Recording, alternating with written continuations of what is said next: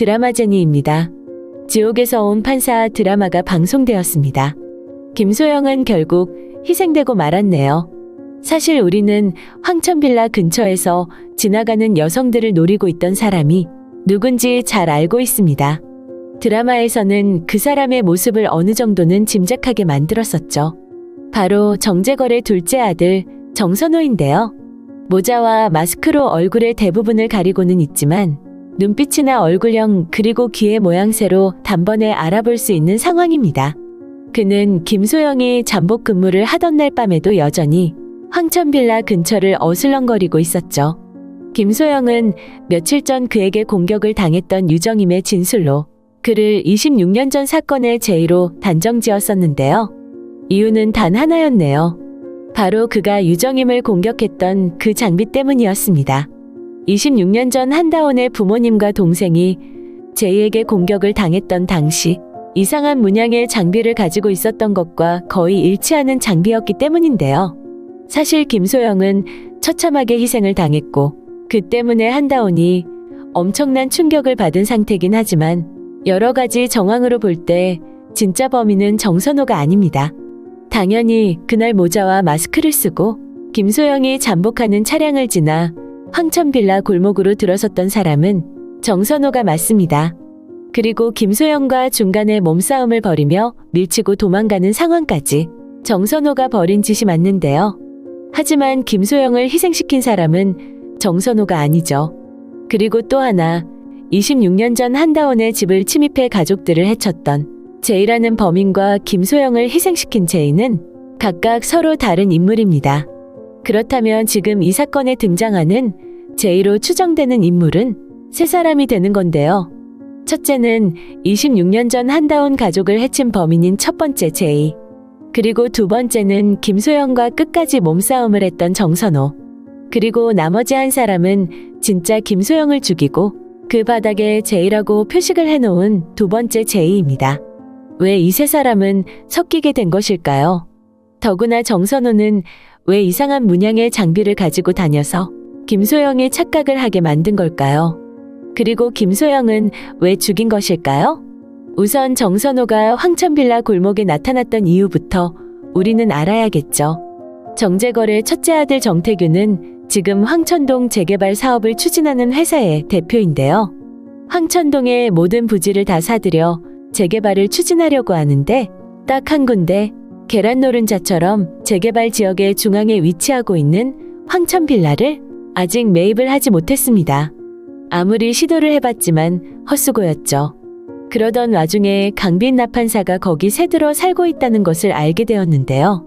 그래서 정재걸은 자신이 경제적 지원을 해주겠다면서 강빈나에게 그곳에서 이사 나오면 좋겠다고 했지만 한마디로 거절했던 강빈나입니다. 그로부터 얼마 지나지 않아 정태규가 황천빌라로 직접 강빈나를 찾아오게 되는데요.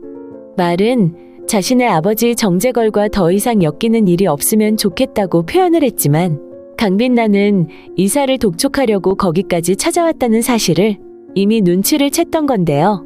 절대 황천빌라를 떠나지 않을 거라고 더 이상 헛수고하지 말라는 말에 기분이 나빠진 정태규가 자리를 털며 일어섰죠. 그리고는 한마디 말을 남겼습니다. 이곳은 험한 곳이니 조심해서 다니라고 말이죠. 밤길 조심하라는 위협과 같은 말인데요. 정태규는 다 생각이 있었죠. 주변의 모든 부지는 이미 철거를 한 상태라 정중간에 위치한 황천빌라는 주변의 철거 지역을 거쳐야만 그 구역을 벗어날 수 있는 입지인 것이죠. 철거 지역이다 보니 여러모로 우범 지역처럼 여러 위험이 도사리고 있다는 걸 정태규는 염두에 두고 아마도 그런 입지를 이용해 자신에게 유리하게 상황을 몰고 가려는 생각으로 보였네요. 그리고는 바로 정태규는 자신의 동생 정선호를 투입을 했습니다. 현역 5선 국회의원의 거대당의 원내대표를 맡고 있는 아버지 정재걸과 건설 사업을 크게 하는 태옥산업개발 CEO인 형 정태규의 이름에 완전 먹칠만 하는 골치 아픈 정선호였는데요. 사실은 조금 달랐죠. 아버지 정재걸에게는 그게 맞을 수 있지만 형인 정태규에게는 달랐던 건데요. 밖으로 나다니면 일을 만든다고 집에만 붙들어 놓은 아버지에 비해 형인 정태규는 동생 정선호를 좀 더 이해해주고 무언가 시끄러운 일이 생기면 정재걸이 알기 전에 자신이 미리 손을 써서 감쪽같이 덮어주었던 건데요. 그러다 보니 정선호는 형의 말이라면 뭐든지 다 잘 듣게 되었겠죠. 사실 정태규가 노린 건 바로 그것이고 말이죠. 정태규는 황천빌라 주인과 세든 사람들이 집을 비워주지 않았지만 조금도 걱정하지 않았네요. 뭔가 위협적인 일들을 만들어 스스로 그곳을 빠져나가게 만들면 되니까요. 그래서 강빛나를 만나고 돌아와 바로 정선호를 그 골목으로 보냈던 건데요. 처음엔 정선호가 노렸던 사람은 우리가 다 잘 알다시피 황천빌라의 주인인 장명숙입니다. 정선호는 어둠 속에서 교회를 다녀오는 장명숙을 뒤따르고 있었는데요. 하필이면 황천빌라 골목어귀에서 장명숙이 구만도를 만나게 되었죠.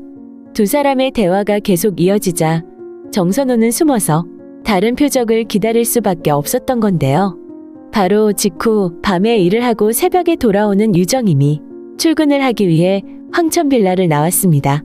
정선호는 유정임을 뒤따라 으슥한 곳에서 바로 공격을 했었고요.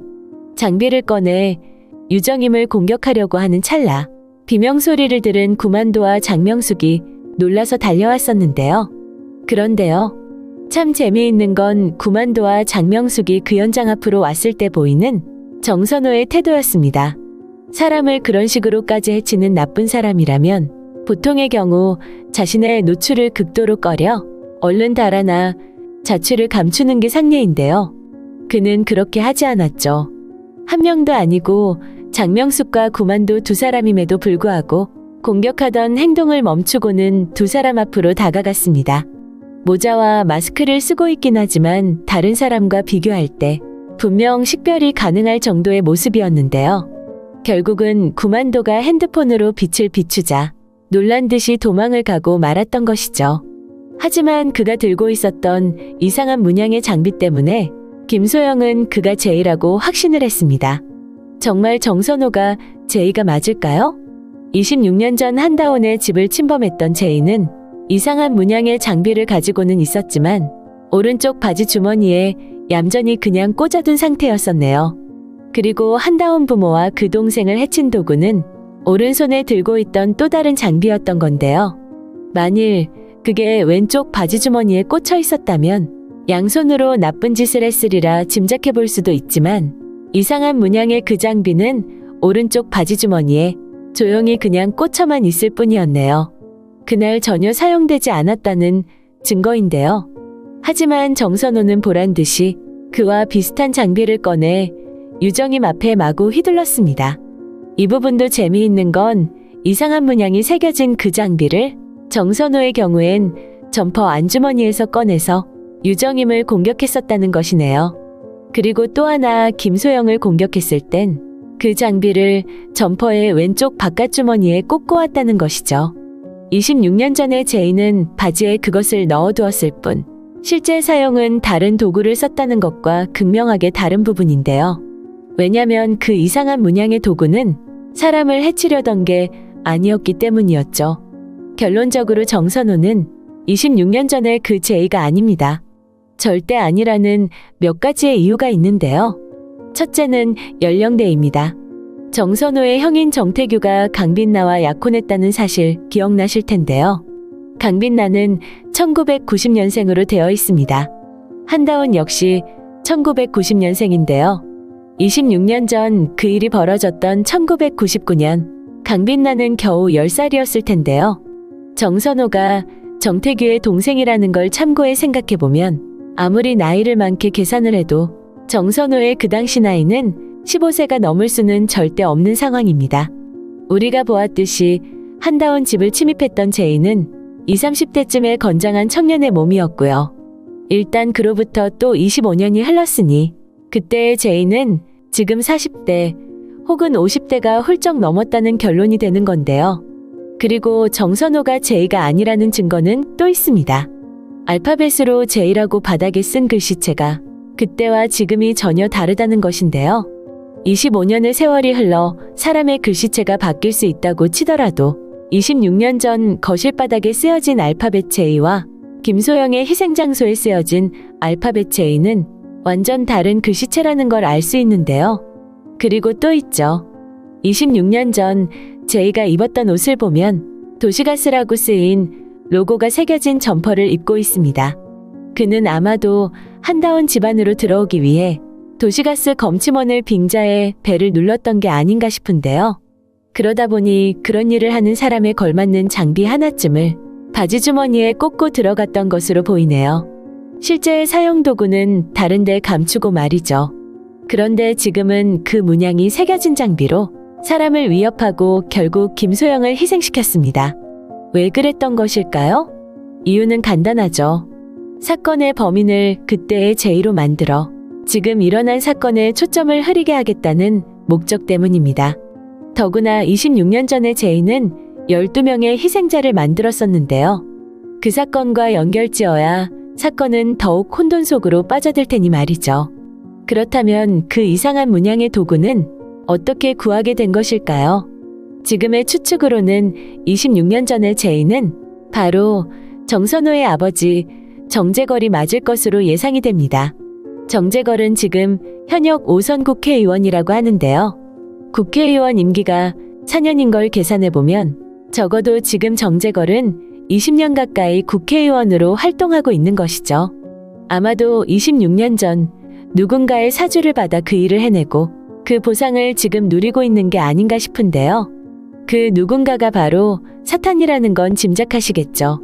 유스티티아와 구만도 그리고 이하롱이 그런 것처럼 그도 역시 지상에선 사람의 모습을 하고 있겠죠. 루시퍼 바로 아래인 서열이 2위였으니 한 사람의 몸을 오래 지탱하는 것이 아니라 카일롬을 찾을 때까진 몇 사람의 몸을 왔다 갔다 마음대로 유영하고 있을 텐데요. 26년 전 정재걸의 몸으로 들어갔다 소기의 목적을 달성한 뒤 지금은 정태규의 몸으로 들어가 활동을 하고 있는 게 아닌가 생각이 되네요. 왜냐면 아직 카일롬을 찾지 못했고 또 하나의 조건도 완전히는 충족이 되지 않았기 때문인데요. 아무래도 젊은 사람 역할이 모든 활동을 하기에 편하기 때문에 정태규를 선택했으리라 짐작이 됩니다. 아직도 의문인 건 그럼 25년 동안 왜 쥐죽은 듯 조용히 있었을까 하는 것인데요. 아마 거기에 대한 답은 황천빌라 지하방에 새들어 사는 오미자가 알려준 것으로 보이네요. 오미자는 5월 8일 한다온의 생일 저녁 자신의 집으로 한다온이 찾아가자 올 줄 알았다면서 기다리고 있었다고 했었죠. 한다온에게 그날은 자신의 생일임과 동시에 자신의 부모님과 동생이 희생을 당한 바로 그날이었던 건데요. 오미자는 자신의 방에 한다온을 앉혀놓고 말했었죠. 오래전 누군가가 한다온에게 꼭 전하라는 말이 있었다고. 절대 강빛나하고 같이 다니면 안 된다고. 둘 중 한 사람은 반드시 죽게 된다고. 그러니 당장 여기를 떠나라고 했었는데요. 그 말을 마치고 오미자 할머니가 말했었죠. 오늘로써 그 사람들과의 약속을 지켰다. 그 말을 하는 할머니의 모습은 자신의 소임을 다한 평온한 모습이었습니다. 결국 26년 전의 그 사건으로부터 만 25년이 되는 한다온의 생일에 오미자 할머니는 이 말을 전해주기 위해 황천빌라 지하방에 새들어 살고 있었던 것 같은데요.